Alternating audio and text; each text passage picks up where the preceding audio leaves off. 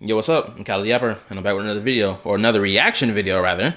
Tonight, tonight is September 10th. It is 2:42 in the morning, and I'm going to be doing a reaction to a video made by KallaTheYapper. I told him I was going to react to this video when he posts it. It's been a day since he posted this video. I won't be posting this video, probably my reaction to this video, till probably about Friday. So hopefully this comes out on Friday, if not Saturday or Sunday. But anyway, yeah, I'm gonna react to this video. I'm gonna see what he's talking about because Wuwa's fatal flaw. I'm interested to know what that is in particular, and yeah, I'm interested. Anyway, let's go. I have two main games right now. And by main games, I mean games I've been keeping up with for a while and plan to keep playing. Those games are Nikkei and Wuthering Waves. Today's video is about Wuthering Waves, which also happens to be the game that gets me the most engagement on my live streams.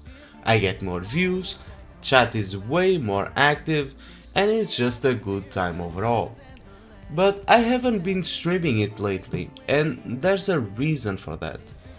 I guess I can already guess possibly what his reason for that is because he probably has become audience captured, or he's realized, he's probably already picked up on that he's probably been audience captured, and he's like, hold up, I can't let that happen because I don't want to be only known as the Wuwa guy. I need to I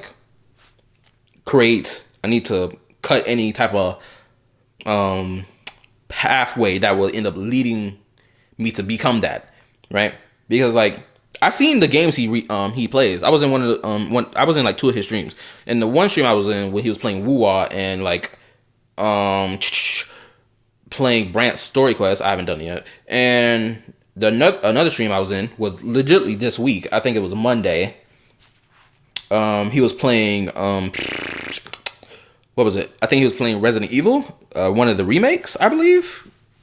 I could be entirely wrong. It's probably one of the older games. But yeah. So that's probably what it is. He probably noticed that he's being audience captured, and he doesn't want to let that happen. And no, this is not another rant about Wuwa, power creep, or all the bugs and problems in 2.6. Those are topics that have been beaten to death already. I do not know what bugs or problems are happening with version 2.6. I really don't. I have been out of the loop related to that. So I'm probably going to find a video to react to that has anything talking about that, personally. Anyway, let's continue. This goes a little deeper than that. Oh. Wuthering Waves is a great game. It's been improving patch after patch. Story, animations, voice acting, character designs, character gameplay, graphics, and the quality of life updates are top tier. I agree. Absolutely. I felt the same way. I've always said this, right? When I started playing Wuwa, even with the things I disagree with, some of these comparisons people have made lately that I find dishonest. Yeah, Wuwa is a good game. There is no doubt about that. As all the things Homeboy just mentioned, absolutely true. The only issue I have with Wuthering Waves is not even the game itself, but rather the bots that the community has fostered, or that has grown within that community, within Wuwa's community of players. That's the only issue I really have with the community, or with the game. It's not even the game, it's just the community, or the bots of the community. I done seen these niggas done lie out they ass multiple times, talking about, oh, these Hoyogas doing this, that, the third. Yet let Wuthering Waves fly doing the same shit. It's just like, bro, what are we talking about here? Stop it. Don't get me started on this whole nonsense about people talking about Genshin's Traveler is the cameraman, while Wuwa's main character is the main character story. It's just like, no, nigga, what are we talking about? I'm gonna make a video about that because I really want to talk about that. Anyway, let's do. If I listed everything they've improved upon, this video will be an hour long. But they are still missing something. And ironically, the quality of life updates, as much as I love them and want them to keep on coming, might actually be part of the problem. Oh? Not directly, but as an after effect. Let me introduce you to a concept I've come up with. I call it good and bad player time investment. Okay, I didn't really invent this idea, but I've never seen anyone frame it like this, so I'm claiming it until someone proves me wrong. Alright, And if I do hear anything that could kind of resemble this, I'll mention it. And then I'm gonna take that patent from him. That's gonna be my get back. I still remember what he did. I ain't forget what he did about upstream. I did like 2-3 weeks ago. I ain't forget. I'm spinning it back. And here's what I mean with it. Every developer wants you to sink time into their game, but there are good ways and bad ways to do this. I've come up with 2 examples out of the top of my head. Example 1 is CS2. This is good time investment. People play because they want to. Even when they're tired of the regular matches, they can hop into the custom maps, minigames and whatever. It has endless variety, so players engage longer because they're actually having fun. True. You can apply this to other games like Minecraft, Roblox, and stuff like that. Example 2. Genshin Impact. This is mixed, but today let's just focus on the bad. Genshin forces you to spend more time than you want to with unskippable 15-minute dialogue every 2 steps, making 100% map completion unnecessarily tedious and locking Hold up. The skip button thing, I'll let him have that. He was about to mention the point about the whole like having time gated talent domains for like, or material domains for like weapons and characters. I agree with. The point about 100%ing your map to completion, I need to say this now because I don't think a lot of people know about this. In version 4.7, they updated the treasure mapper, the treasure finder, the treasure compass in Genshin Impact. So now the treasure compass has the ability to find challenge spots that you either missed or you decided you're gonna come back to complete later, or other puzzles. So it legitly finds everything that you did not 100%. It will find it, or you probably haven't done any world quests. Which then the skip button comes into the conversation of, man, I wish a skip button existed because I don't feel like I don't care about what's going on. Which, okay, valid, right? Anyway, looking to you. Making 100% map completion unnecessarily tedious and locking materials behind their specific schedules. That's not engagement, that's just holding you hostage. Now, we get to Wuthering Waves. Kuro has almost completely removed the bad kind of time investment with all their quality of life updates. Skipping dialogue, easily finding chests and puzzles, cutting. I done mentioned the treasure compass thing, so I ain't gotta talk about this again. Also, version 6.0 of Genshin, yeah, the treasure compass for Nodcry legitly spots every piece of treasure in the entire area. So the treasure compass of Nodcry is even better and even more powerful than previous ones that they updated and fixed.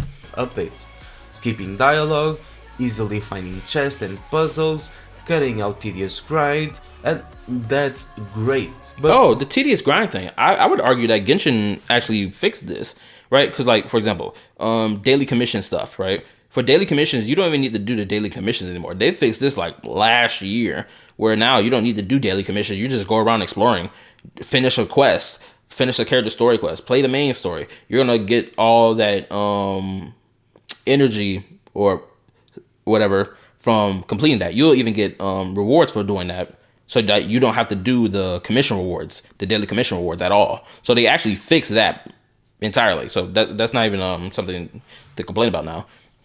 I'm not saying that he's complaining about that now. I'm just saying for any player who will bring that up, I just wanted to let y'all know that. They haven't really added enough good time investment to replace it. After you play through the story and 100% the map, what's left? Some events that range from meh to this is dog shit, and an end game that's just, well, let's just say is not exactly keeping people up at night. Everything in Wuwa is peak, except for like 90% of the events and most of the end game. I'm gonna be honest, like any event that Wuwa pumps out, I am going to be honest. I know someone's gonna call me a shill for this, But for most events that I've seen Wuwa pump out, I'm just like not interested to do like at all. Even with some of them that have become permanent, I have not done them at all. And it's part of my brain is like because I want to stream it, but the other part of me is just like I'm just not interested to do it at all. Right? I feel that way with Star Rail as well. There's a whole bunch of events that happens in Star Rail that's permanent and that's limited that I just like I don't care about doing it. Same thing go with Genshin. I know someone's gonna be like, "Oh, you probably did Genshin." No. For Genshin Impact, I keep that same type of energy. Some events I'm like, okay, I'll do, especially when they have character interactions in it that I find to be very enjoyable. Yeah, I'm gonna play those. The ones that don't, I'm skipping them entirely. I don't care.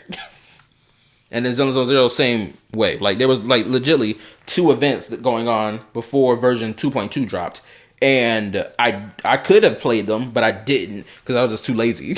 I was just like, nah, I don't feel like doing it. And so those events are gone. It is what it is. But like the rewards in those events weren't something like, oh, I couldn't get back in like 2 days time. You see me? You see what I'm talking about? Anyway, let's continue. So why is this happening? In my humble but completely correct opinion, it's because Kuro is trying to future-proof their game, but they're doing it a little sloppily. Think about it. Arknight's Endfield is coming in hot, Ananta is shaping up, and he is not. I ain't gonna lie, Anata, out of all the new ones coming down the line, Anata has got my attention the most. I'm not gonna hold you. That trailer they dropped for Anata, I was like, I'm in. The music, I'm in. These character designs, this world design, I am here for it. Anyway, let's continue. Knocking on the door, and also, yes, he is correct. They're trying to future-proof their game for the new competition that's coming through the door. Because Genshin, they don't want that competition. There is no more competition between Genshin and Wuwa. Wuwa won. We all know this. We don't even need to keep having that conversation. But these niggas right here, oh yeah, these are some big dogs stepping through these doors. And Wuwa best prepare themselves. And Azure Promelia is right behind. Oh, I forgot all about that. These games will probably launch with quality of life that matches or surpasses Wuthering Waves, just like Wuwa did to Genshin. Kuro knows this, and that's why they keep polishing graphics at lightning speed. The graphics were already good in 2.0, but they want to stay ahead so they can say, look, our game is 2 years old and it still looks better than most. If that's their mentality, they need to let that shit go. I mean, the shit looks good already. There is no more that needs to improve upon. Do everything else except that. Recent competition. In my opinion. And that's fine. I love quality of life and visual improvements, but all this focus leaves a huge gap for competitors to fill. And that gap is playability. The reason to keep playing after you've done everything else. So, the events. I'm going to be completely honest. It's very obvious that Kuro is trying to increase playtime through events. That's not a problem by itself. It's expected, honestly, but the way they're doing it, that's the problem. These events just take too long, and not in a good way. It's not they're too hard or too deep, or that they ask you for skill. They just drag. The fun events, those are over in 5 minutes. The long events, boring. Or they start fun and get boring very fast. If you're not... Yeah, for example, the anniversary event, that one. I heard people were like, yo, it was fun in the beginning, but then as time flew for like the next 2-3 weeks, it was just like, it got boring. That's what I heard. And I felt it immediately when I tried to play it. I was like, I'm not feeling it. I'm already feeling it. Ugh, I'm feeling the drag. I'm like, nah, I can't do this. Method of increasing player time investment is making events that are so slow or repetitive that players just skip them and play something else until the next patch drops, then you miss the point entirely. Yeah, and that's how I treat all these gacha games I play. Right? If there's nothing for me to do right now that I'm interested in doing, I'm not gonna play until like the next update patch. I got freaking. That's why I started streaming Fate Samurai Remnant again. Fate Samurai Remnant is the perfect game to fill in my gap time before the next update drops for any of these gacha games. Unfortunately, fortunately, I streamed Fate Samurai Remnant like 3 times, like over the last 7 days or 8 days now, right? And now the new update patches have dropped. 2.6 dropped, 2.2 dropped, 6.0 dropped. respectively for each one of these gacha games. Right? So I'm just like, oh shit, now I got stuff to do now. And then we have the endgame, which is complete ass. Capital A, capital S, capital S. On one side we have the Spiral Abyss. On the other side we have Spiral Abyss with tiny enemies that run away from you like they owe you money. I haven't done Whispering Waste yet, but the amount of things I've heard people complain about related to it, I was like, okay, I see what y'all talking about. Because that game mode requires you to have AoE characters. I ain't gonna lie, I saw a lot of people gassing up this Tower of Adversity, being like, oh man, it's so great and so awesome. But it is Spiral Abyss 2.0 version, or just like the Wuwa version of it, if I'm being honest with you. I mean, it still has status effects, being like, okay, these are the stipulations for this reset, here you go, and, you know, just move on with it, right? Money. And then we have the holograms. And honestly, I love the holograms. They're one of the coolest things Wuwa has, but they don't reset. You finish them once, you're done. Yeah, I do know about that. I think I only beat one hologram out of all the holograms available for me to fight. I only beat one of them.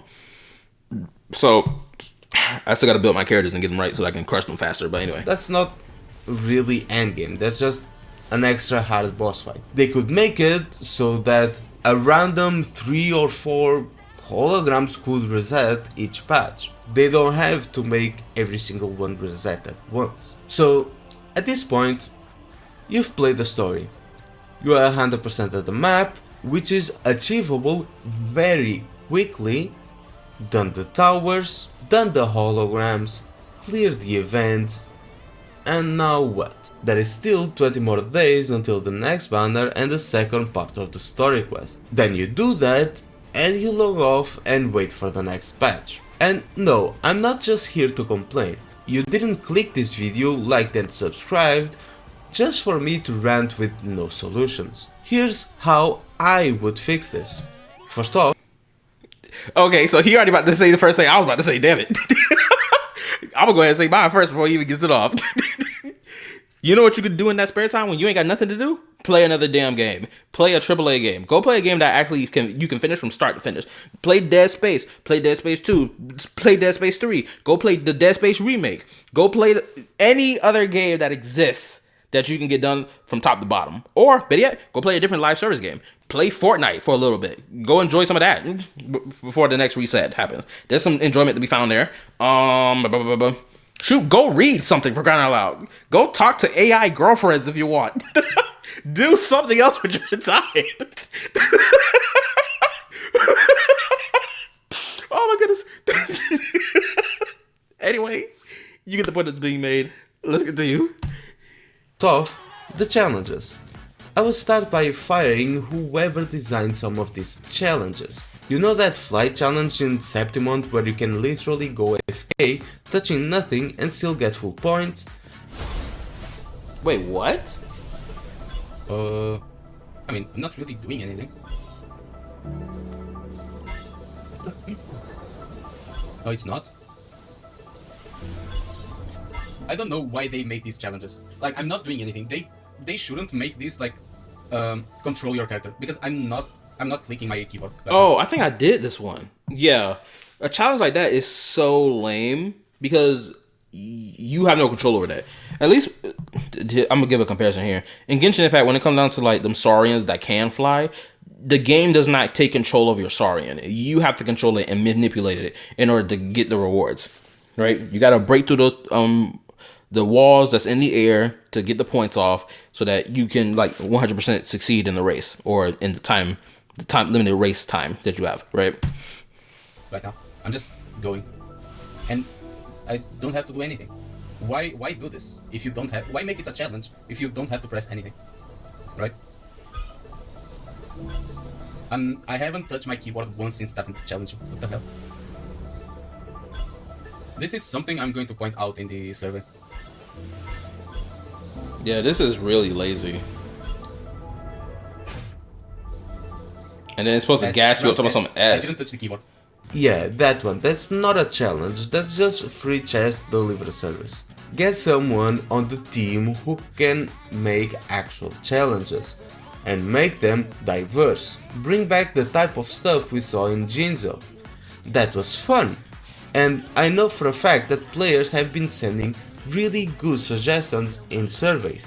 Kuro, just pick some of those ideas and put them. I think the only reason why I think the reason why they probably won't even bother like with the whole puzzle challenges stuff, because I guess they've heard people be like complain about, oh, because I'm pretty sure there was a survey like last year where, or somewhere around last year or the end of last year, where people were like, yo, where the survey was like, oh, yo, do y'all want like mini games, like fun mini games to play in Wuwa? And the community divided in half. Some were like, no, F mini games. This is not Genshin Impact. This is Wuwa. This is hardcore in-game stuff. This is Dark Souls 3, mother effer. Why we have mini games? And then the other half of the community was like, nah, I think mini games would be pretty fun and puzzles and stuff would be fun. Blah, blah, blah, blah, blah, right? So I think that's probably the reason why they haven't like done really good mini game stuff, I would have to assume. Them in the game. Next, the level design. Now, I have to say, Rinazita looks good. Septimon looks amazing. I agree. Both feel alive, visually speaking.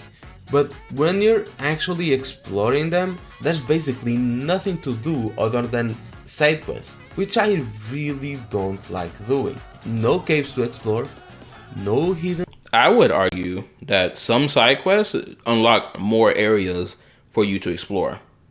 For an example, in Genshin, I know people hate Genshin. I know Wuwa players hate Genshin with a freaking passion, but we'd be lying if we weren't saying that there are multiple moments where world quests would unlock more areas for you to explore. Even if you can't skip it, right? That's what happens. A lot. I don't know about Wuwa, 'cause I haven't done a lot of world quests in Wuwa. I just know that for Genshin, this is true. Hidden ruins to unlock, no clever puzzles to solve, no secret world lore to uncover. Shoot, I'm gonna say this too. Would y'all be surprised if I told y'all that there's a handful of puzzles in Genshin that I did not understand how to do, even though the region has been out for a year? You'd be shocked. There are some puzzles still in Sumeru that I still have not figured out, and I gotta figure it out. Other than a random lore about crabs. You grab your chests, you grab your music flies, and then that's it. Somehow they made a world that looks alive but feels empty at the same time. I don't know how that's possible, but props to them for pulling it off. Give us more things to interact with. Make ruins with puzzles. Let us uncover secrets about the world. These things wouldn't even need to be forced into quests. Just put them in the world and... Again, my bad, I gotta compare again. Genshin does do this as well. And I think I would argue that from how he's describing what's going on with Wuwa when it comes down to this, I'd argue that Genshin does this better. Right? Because, like I said earlier, there's a whole bunch of world quests that connect and lead to like new areas to explore and shit like that you can't access unless you did set world quests. Like, there's a whole bunch of chained world quests and whatnot. For example, Natlan has a lot of chained world quests that you have to do if you want to explore this area in its entirety, because there's hidden other areas underground, all the way up in the sky, deep inside the volcano mountain and whatnot that you can explore and even go back to visit again after you've explored it, which are really fun. And let players find them naturally. Doing just these two things would already make... Granted, there are locations that you can just, explore by yourself without needing to like do world quests and shit. Make the player time. But my bad, I need to say this too. Yes, there are majority of the quests in Genshin, or at least world quests, do require you to do the world quest if you want to unlock the new area. Which I don't think that's entirely bad in itself. I don't think it's bad. But for people who want to hurry up and get it done, I understand that they want to hurry up and get it done. So that's why skip button should be something that exists in Genshin Impact. Actually, doing just these two things would already make the player time investment better without forcing players into repetitive chores. People are already spending time doing challenges, so why not make them like actual challenges? And exploration should be rewarding and fun, not just a checklist of collectibles. Now, I think the only reason... Oh, he about to say something. Hold on, let me continue. For events, because... Okay. So I'm going to talk about the exploration thing. I think the only reason he's feeling this way about exploration in Wuwa is because Wuwa has made exploration so freaking easy that it doesn't even feel rewarding anymore. Because now you're just you can get all the things you're trying to collect so easy. So what's the point of this open world game if they made exploration so fucking easy that now just everything just comes to you? It's just like, oh, I flew over here, got the chest, that's it. Oh, that's cool, right? I guess this is like, I would argue that this is the negative side effect of having a flight mechanic that allows you to fly without issue, or just any and everywhere with no limitation, or with no vast amount of limitation, rather, right? I know people complain about Genshin Impact. Oh, you can't fly unless you buy a character. When it's like, bro, you can legitimately just use the exploration mechanic that's built into the damn map. What are we talking about? But anyway, right? I know people complain about Genshin Impact's exploration being like, oh man, it's too slow or whatever. But I'd argue that Genshin Impact's exploration feels more rewarding, knowing that I have to find a different way to slice this cat, skin this cat, in order to get what I'm trying to get to, or get to where I'm trying to get to, right? Like the treasure compass, it's been updated now, so now just finding anything and everything is easy, right? Even world quests are easy to find and pop up on your map. Shoot, there's certain things that you couldn't back in the day. There were certain back in like version 3 of Genshin. There were certain things you just couldn't fully finish because you just didn't know the location of, because you just couldn't find it. Now it's easy to find it, right? But it's still a challenge to get to point A to point B. Unless they make the challenge mad easy, so now it's just like, oh, that was easy to get from point A to point B, like Wuwa does. I'll say this. I'm actually surprised that he's having the point of view of Wuwa's world is amazing, but it feels empty and it feels dry. I'm actually shocked that he's actually having this point of view, because from a lot of other Wuwa players that I've seen talk about or compare Genshin to Wuwa, they always say Wuwa's world is vast. It's so full of stuff. There's so full of stuff to do all the time. I always hear that. And then they say Genshin doesn't have that type of feeling at all, blah, blah, blah, blah, blah. And now I'm seeing someone who plays Wuwa be like, no, I'm not feeling that type of feeling anymore. It feels dry. It feels empty. I'm shocked. I'm a little shocked. I'm genuinely, when I say that. And fun, not just a checklist of collectibles. Now for events, because oh boy, I have a lot to say about events. League of Legends actually gave me an idea here. I know, saying I got this idea from League, some I've never played League of Legends. The only thing I know about it is Arcane. But hear me out. League used to have this problem where new game modes would cause a huge spike in player activity, but then everyone would burn themselves out on that mode and quit League for a while or almost forever. Their solution? Rotating game modes. It works. Players log in, they try the new thing, play casually, and then log in again when something new rotates in. Wuthering Waves could do the same. And before anyone says, easy to say, but you haven't given ideas for events. Oh, trust me, I have ideas. We could have more puzzles like the color book one, but make them tricky enough so that they aren't over in 30 seconds. We could have prop hunt. Yes, make me hide as a trash can while other people try to find. Okay, so this sounds like the minigame that Genshin has done. Granted, honestly, I think Genshin should have made that minigame permanent. I don't know why. There's a whole bunch of minigame stuff that Genshin has done throughout the years that they could have made permanent, but they just didn't do, which I have a big issue with that. It's like, bro, you had a lot of gold mine stuff here for constant player retention and player activity for players to do all the time, but you just didn't make it permanent? Why? What type of logic is that? Which is why I love seeing Starwell and Zenless make stuff permanent for people to play whenever they want to. I freaking love that crap. Find me. Sounds good. Auto chest. We basically already have the system in the game. It just needs more balancing and an online feature. Turn the table game Shangli plays, Weiji or Go or whatever it's called, and turn it into a player versus player minigame. Make a co-op roguelike minigame. Co-op platformer races. The mechanics already exist, just build more levels. I agree. Absolutely. The fact that both Genshin and Wuwa has done this, yet they haven't made this stuff permanent, is crazy. Anyway, let's continue. And make it multiplayer. Or even better, let players create their own levels. And yes, give us PvP. I saw that experimental Augusta fight during the main story quest, Kuro. You are not slick. If you're worried about whales ruining PvP, just make everyone use trial characters, but still require them to own the character. That way you keep it fair but also keep an incentive for players to pull. Then you can balance characters specifically for PvP without touching PvE. This opens up an endless number of game modes, rotates them, makes them permanent, and suddenly we have a reason to log in every day besides farming echoes and waiting for the next patch. And they don't have to give us astrite either, just make it so that we can select a reward like EXP tubes and make people be able to farm through there if they want to. I just noticed Ada Wong was back there saving that nigga Leon again. I swear, Ada Wong must love Leon. I know this is unrelated to the entire video, but I just wanted to say that. And finally, we get to endgame. And here's my take. Make the holograms repeatable. Like I said, you don't have to reset every single one at the same time. You could just reset like 3 or 4 per patch. Or make it so that players can complete Tower of the Adversity and Wuwa by playing these rotating or permanent minigames I just mentioned. That way, there's an ongoing incentive to keep logging in, without forcing players to just do the same abyss over and over. And for people that are typing in the comments, this is too hard to implement, or this is too expensive to build into the game.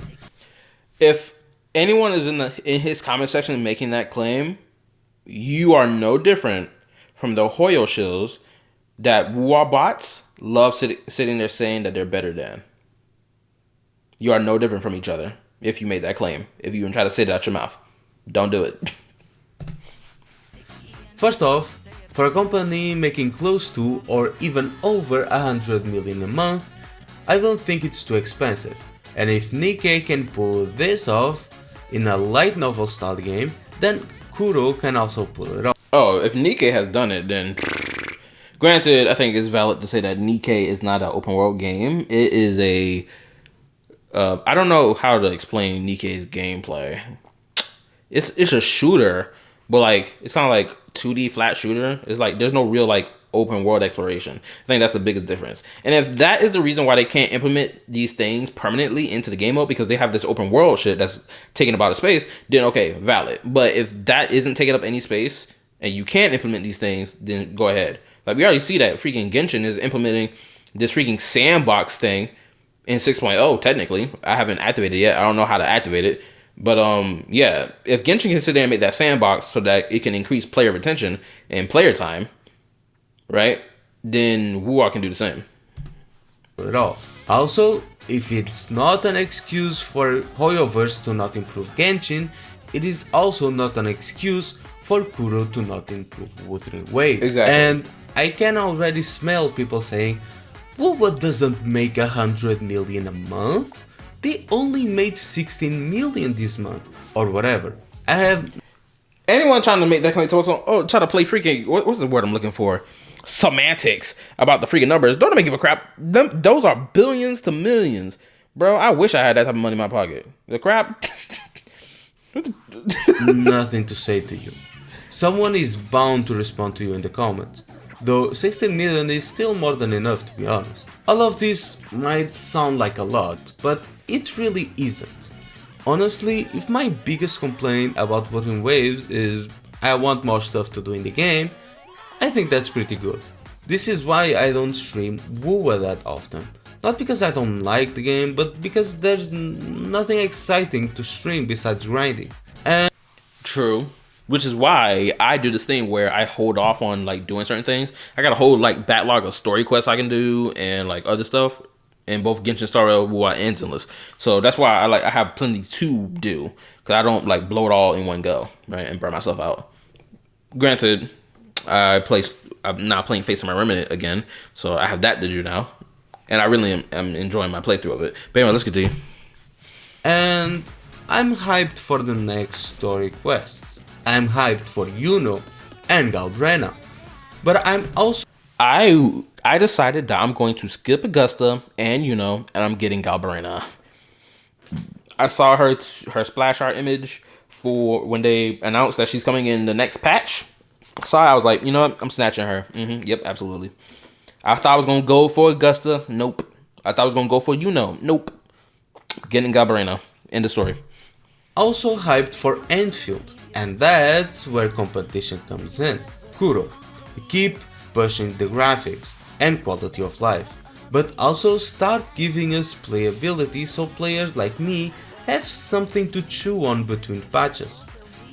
Anyway, let me know what you think down in the comments, like and subscribe, and as always, stay critical. Bye bye.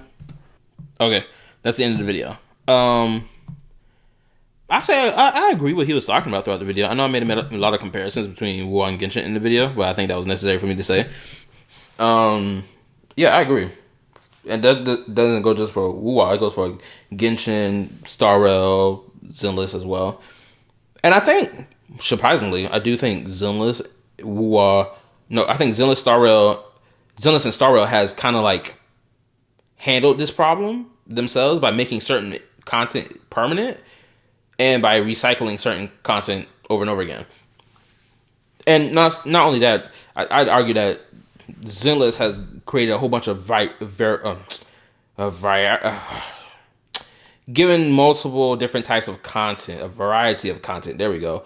To do, from like the fishing stuff to the battle tower, if you want to do that, or like the arcade games, you can go do that as well. Like I feel like Zenless has covered these bases. Granted, I could be entirely wrong. Someone tell me in the comment section. But yeah, I agree with what he's talking about. I agree with what he's putting down. Do I have anything else I need to say? No, I think that's all I need to say. Good video, Concepta. I made my promise I was gonna react to it. I'm gonna wait. It's still only been a day since I started this reaction, or since he released his video. So I'm gonna wait to post this probably Friday, Saturday, or Sunday, and we'll see. Yeah, like, sub, go watch the original video. The link will be in the description. Turn on the notification bell. I stream gacha games and Fate Semi Remnant here on YouTube, so come by if you want to watch that. And join my YouTube community Discord if you want to. I know it's quiet most of the time, but you know, people enjoy the new people coming and talking to. And that's about it. Yep. See you later. Good night. Peace.